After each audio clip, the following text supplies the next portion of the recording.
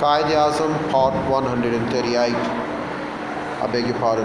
Quaid Azam, Part 158. But then he continued, this pact has had an extremely bad effect. It was being construed as a victory for the tenants. The payment of the rent has again fallen.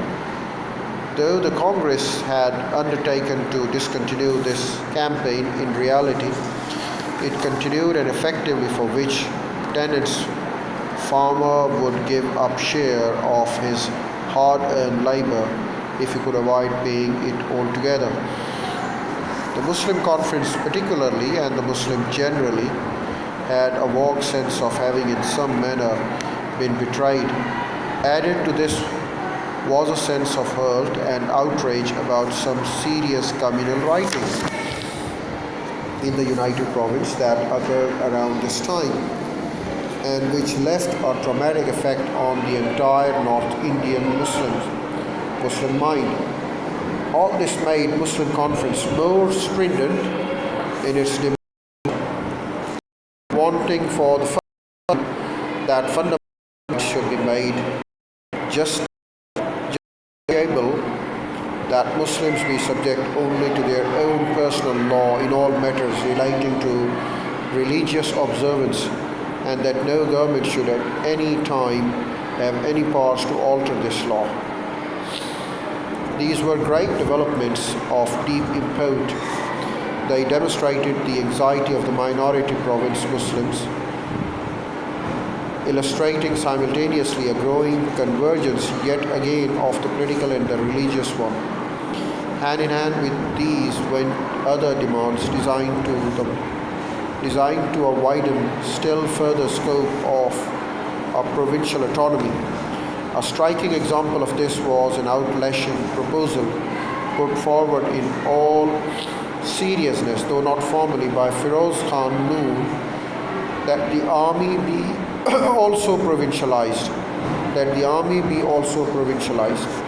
His suggestion was that the control of army should not be post-British devolution of power, pass on to the center, devolving instead to the provinces. For should there be a communal disorder, what if the army remained at the back and call of the Hindus, who he feared could then be in control of the center? The Hindus could be in control of the center, and the Hindus would control the army, and the provinces should have a say on army's control as well. The Muslims of Punjab and Unionist Party were beginning to see the devolution of power to the center more as a threat, and not only to its provincial political interest, but also to its privileged position in the imperial military machine. Just as the government had made some conciliatory gestures to the Congress, in turn the Congress had also begun making conciliatory moves towards Muslims.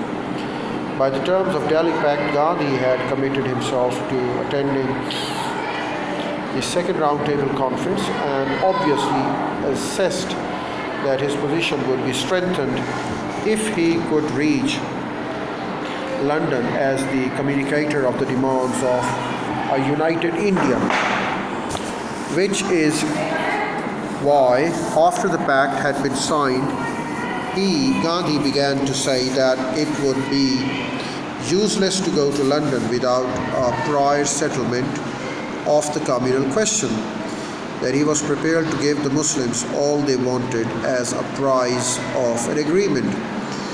Though it is doubtful whether Gandhi himself was convinced of the Congress supporting such a proposal, when non-cooperation movement had itself been statement that a joint demand by the two communities was not feasible.